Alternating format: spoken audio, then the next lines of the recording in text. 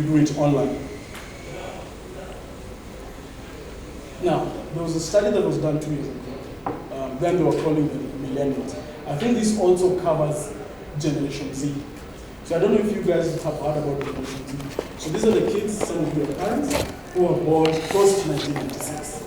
So these are the kids who are coming into the market. These are the kids that are new customers. And how they consume information, how they consume products is digital. So they are digital natives. The thing of telling them to come to a situation where they sign papers and have to look at documents does not fly. And that is what you need to be ready for.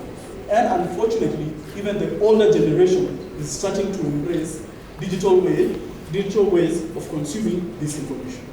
So this has become a norm. So this study was focused more on the millennials, but what you're seeing is more and more generations outside the millennials have actually come to normalize the consumption of products and services digitally. So from your claims to the products that they buy from you, to your proactive communication with your customers, we are now expecting that you need to give that information to me digitally. The era of writing a check, for example, like the example that was given, that needs to end. Most of us don't remember the last time we were banking. The closest you've been is the ATM, maybe tomorrow night. So what is the cost of doing that? So it's all well and good, but what is the cost of doing that? So what do you decide? We are happy, we have about 26% market share, business has never been better. Do I really need to change? Maybe a little bit, but what is the cost of doing that? One, your consumer mindset. Remember this, your consumer mindset is changing. They are getting more and more used to consuming digital information. And the moment you lose mindshare, you lose market share. And your competition is not just sitting around waiting for you to innovate. They've already begun the journey themselves. Of course, you lose more customers, and getting them back will be an uphill task. And last but not least, it increases the cost to serve because of errors if you don't change. So what you need to do is deliver digital services, empower your distribution channel. So I know we focused more on the insurance companies, but where does that leave your brokers? Where does that leave your agents? They should not be left behind in this digital journey. So even as much as you're transforming, remember your distribution channel needs to transform as well. And last but not least, you need to streamline your core processes. I promise to give back 15 minutes of your time. Thank you very much. You've been an attentive audience.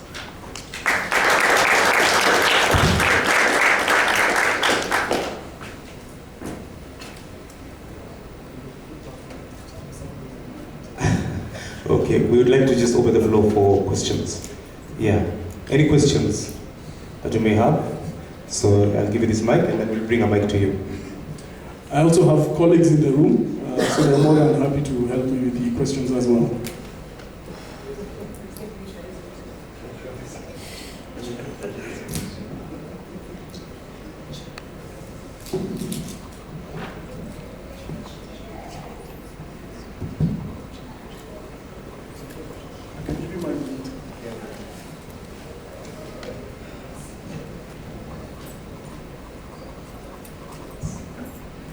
So my name is Dennis.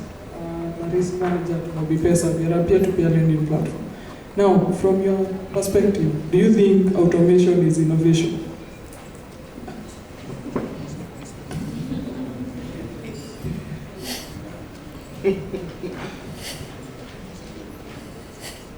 I like how you've qualified that question.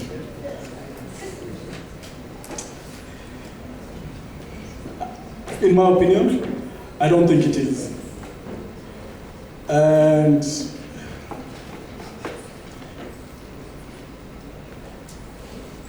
automation can be pretty much, so let me give an example.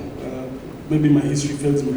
I'm sure during the agrarian revolution, there was an element of automation. So they moved, I think, from the ox plow to mechanizing agriculture. But innovation for me is a new and better way of doing things. So you can still use your same environment, but you come up with a new way, a different way, a smarter way of doing something. So for me, I don't think just because you've automated, that means you're innovative. It just means maybe you've improved the efficiency, but you've not done anything out of the ordinary. For example, you're moving from receiving cash payments to M-Pesa. That's an element of automation. But I don't think you've done anything innovative.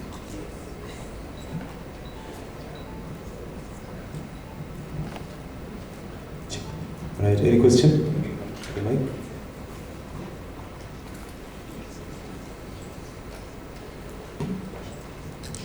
Oh, is that hand? Okay.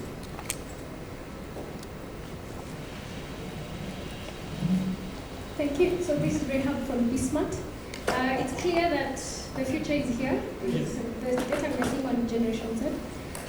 But you know, from my experience, there's a bit of hand-holding that's necessary when you're selling digitally and with this kind of experience. So what are the transition steps? How do we move from paper-based or a bit of automation to digital, AI, all these kind of things we're hearing about today? What are the steps to bring the older generation to the table? So, from what we've seen, is it actually depends on a number of factors. So, first is it depends with how risk averse you are, or first is actually the industry and how risk averse you are.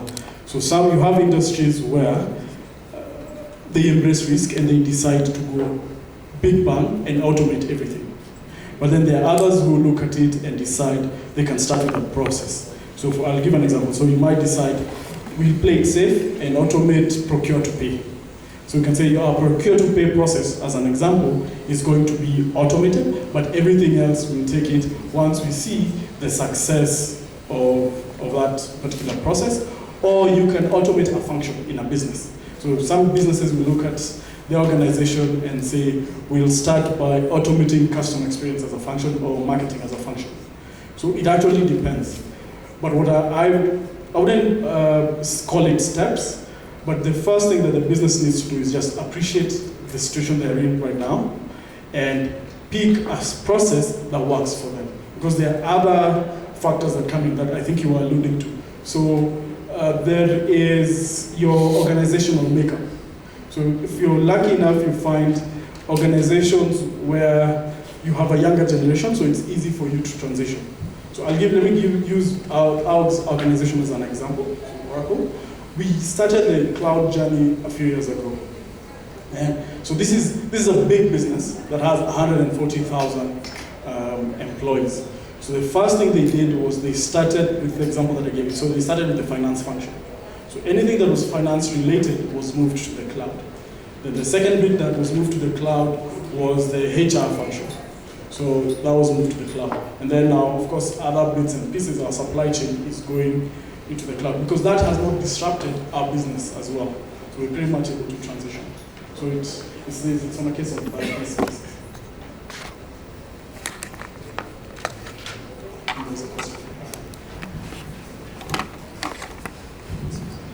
My question is on the coexistence of humans and machines. Very interesting topic that is kind of always in the movies on who's going to win. But my question more is, from your experience, how would you handle that fear that is always there, that the machine might take over and it will no longer be coexistence? That's a good question. So I would look at it in two ways. So I'll combine the point where I talked about making work more human. And I will use the example of the team from, I think I can't see him here, the team from Canada, or I think it was Britain, I confused the two. So the challenge they had, based on the example they gave, was these were guys who were no longer going to scan documents, but a robot was going to do that for them. So how that has been twisted is humans are still required in the day-to-day. So there are a lot of things that robots can do that we can't do. Maybe we can have a chat and I'll show you those examples. But the thing that you need to show the guys is there is more value that you can add to your business. So a lot of the ideas to innovate, a lot of the ideas on how best you can serve your customers will come from these guys who are no longer doing the road tasks. So an example I'll give is, I had an experience recently where I wanted to change my credit card, the password. So I phoned the credit card company. So the first thing that I interacted with was the bot. So it took me up until a point, but then when I said what I wanted to do, it transitioned, it actually informed me that it transitioned me to a customer service agent. So that's how it is. So you'll find, up until a certain point, there's going to be a smooth handshake into a human being. And lastly, based on what I've read, the generation now, what we call Generation Z and a bit of the millennials, we look for meaning in life. So I will look at the role that I do if it provides meaning to me, or if it provides meaning to the environment, or it provides meaning to the society. So you'll always find I'm more than happy when a robot does something and lets me do something that is more impactful either in my life or in my society.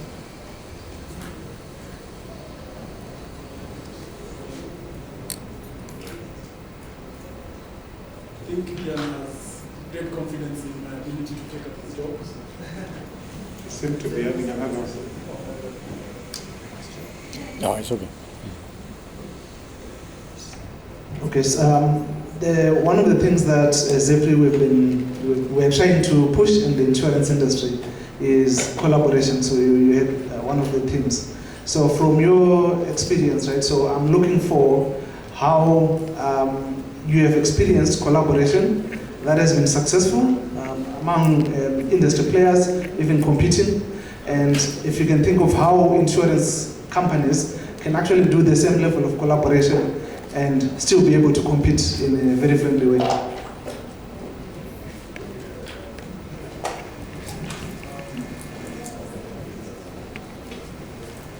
want to go to my colleagues to help as well. So you read the question.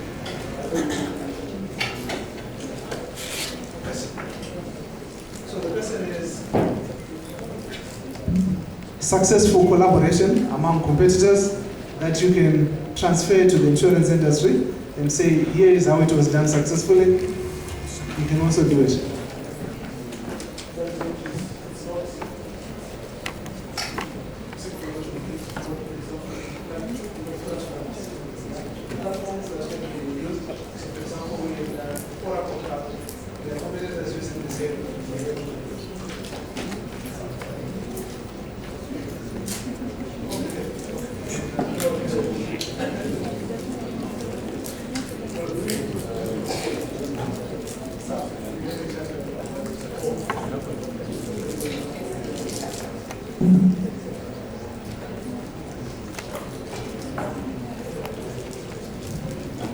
Right, fantastic.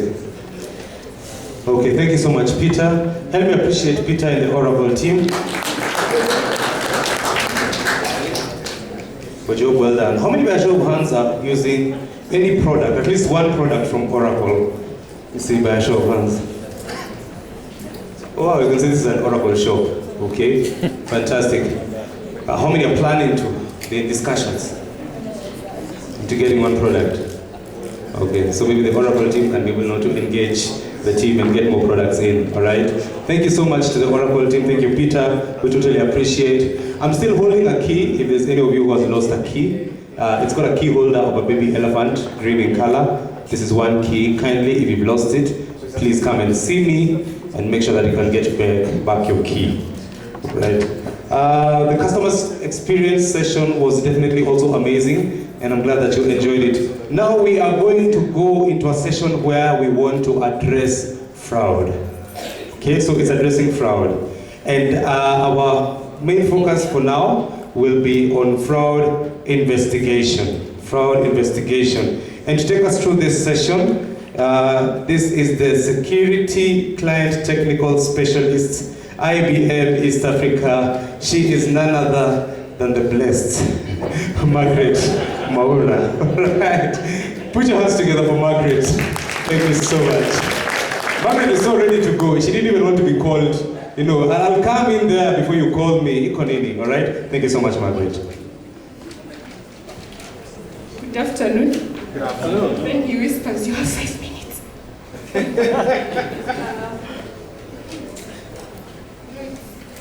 IT is still, at the end of the day, you struggle with the simple things, like a click.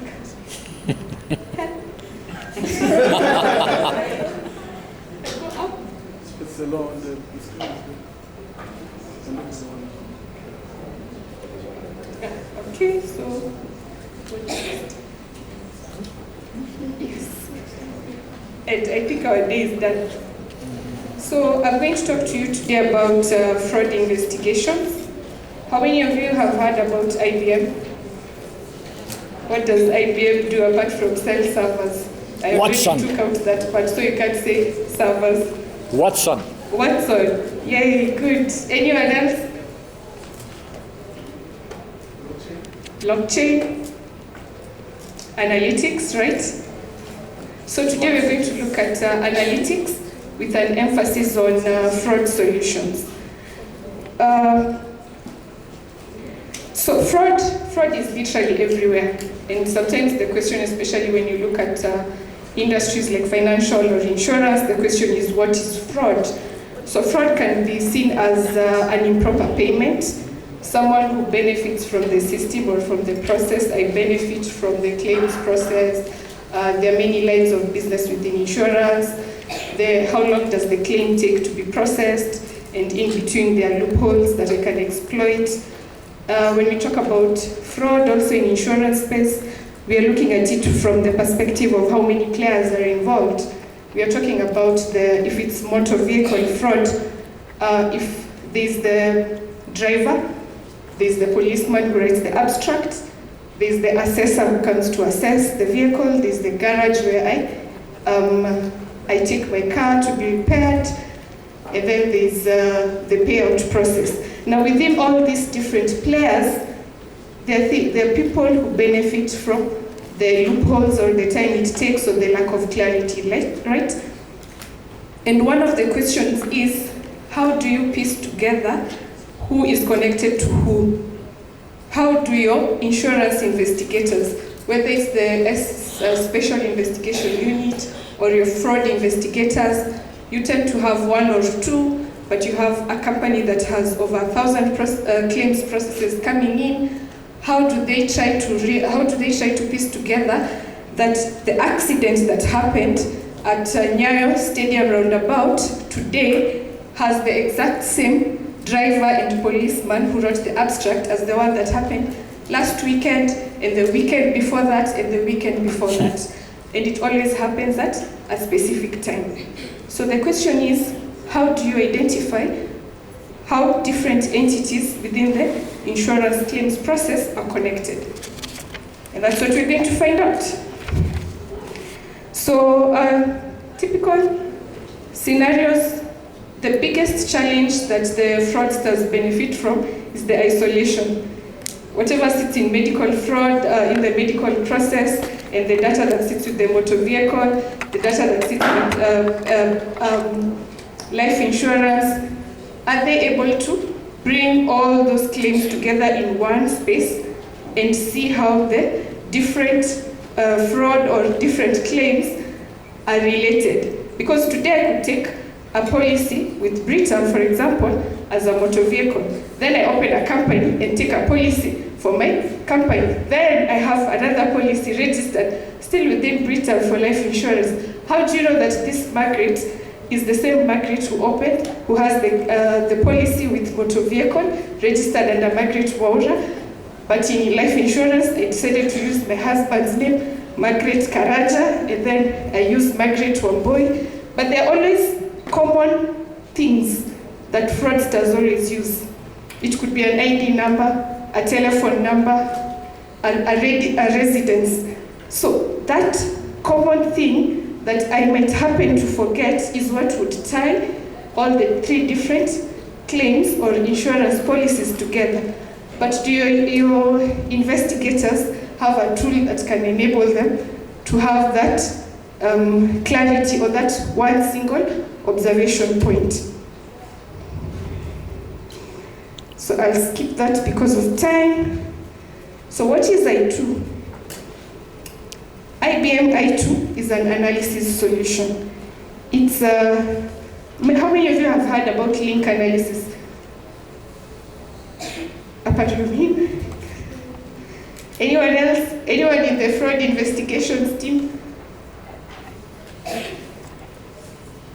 So link analysis is a concept where you try and understand the connections between different entities.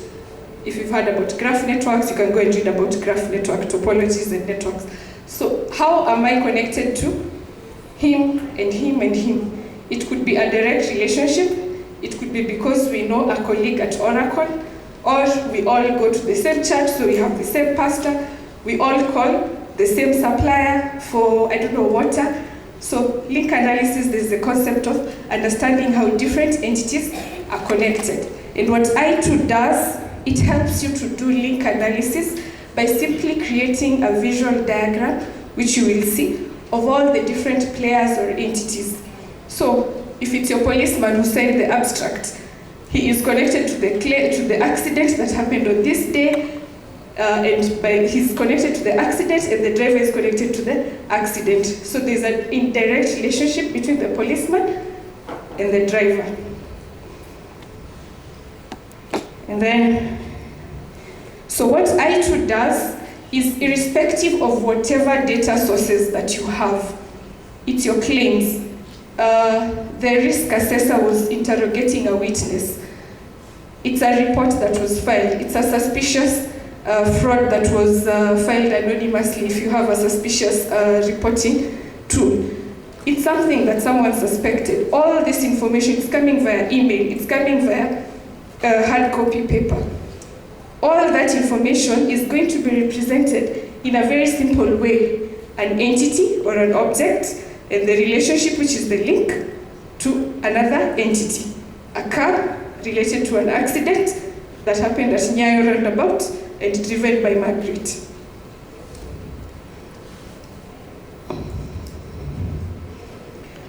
Now, when you have information represented in link analysis, this is how it would look like if I, for example, presented my phone call records. We all communicate via phone, right?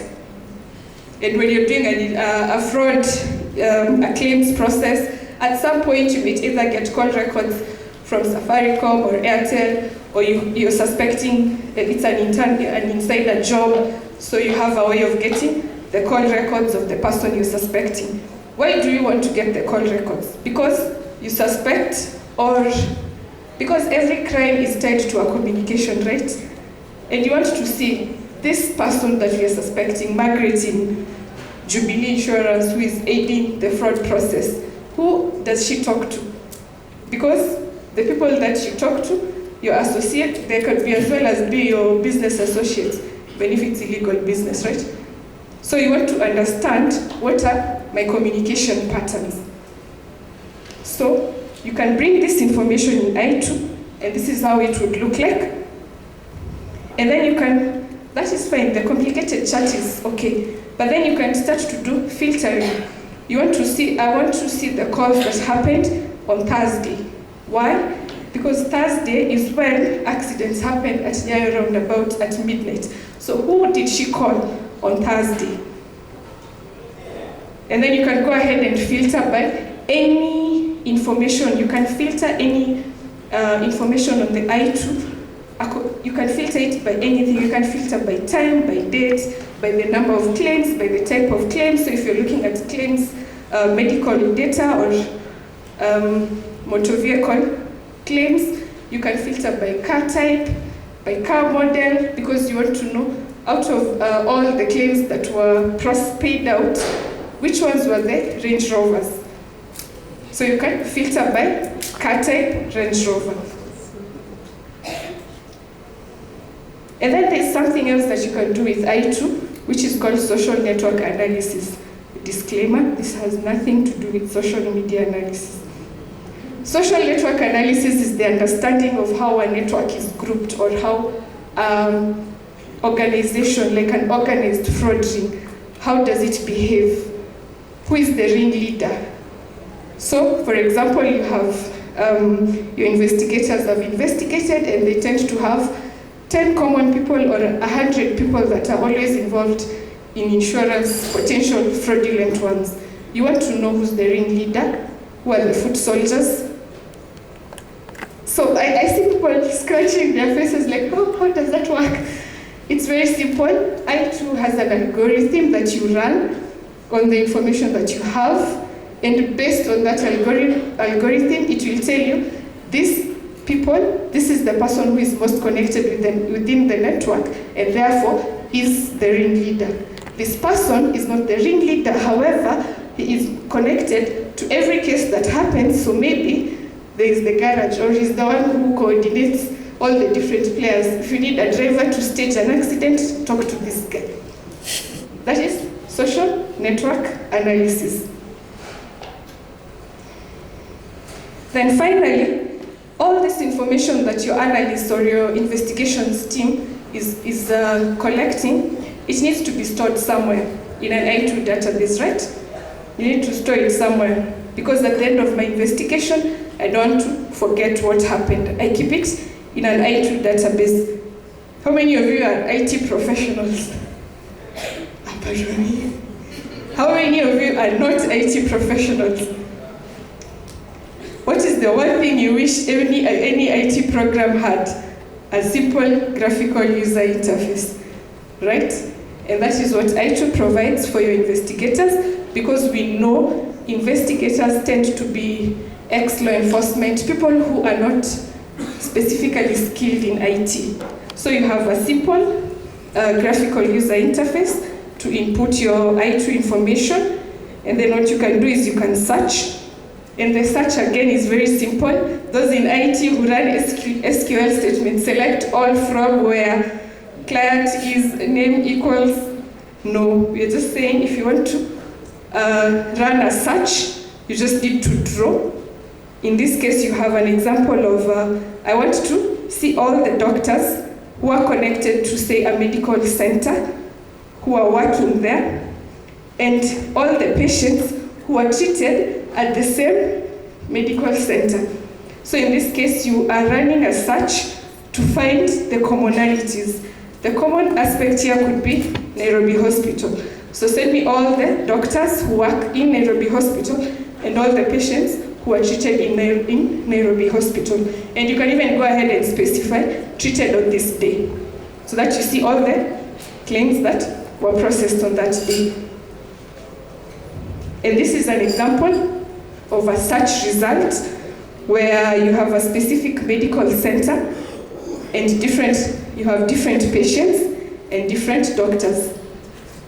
Very simple, very easy to use, right?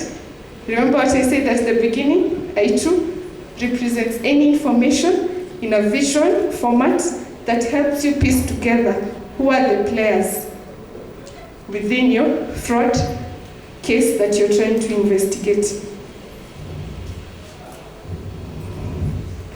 So, in conclusion, IBM I2 will help you identify the threat. The threat in this case would be the perpetrators of fraud.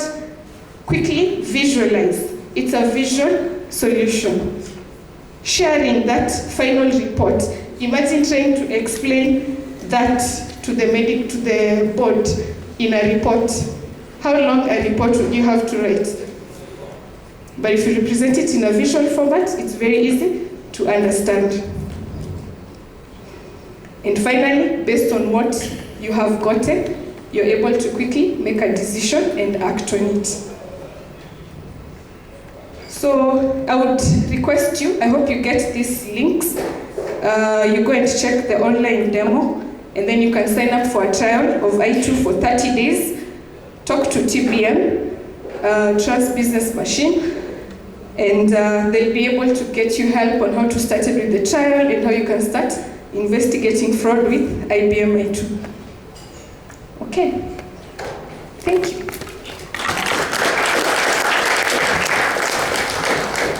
Right, thank you so much. Margaret, thank you for a job well done. I believe we are all empowered, isn't it? Fantastic.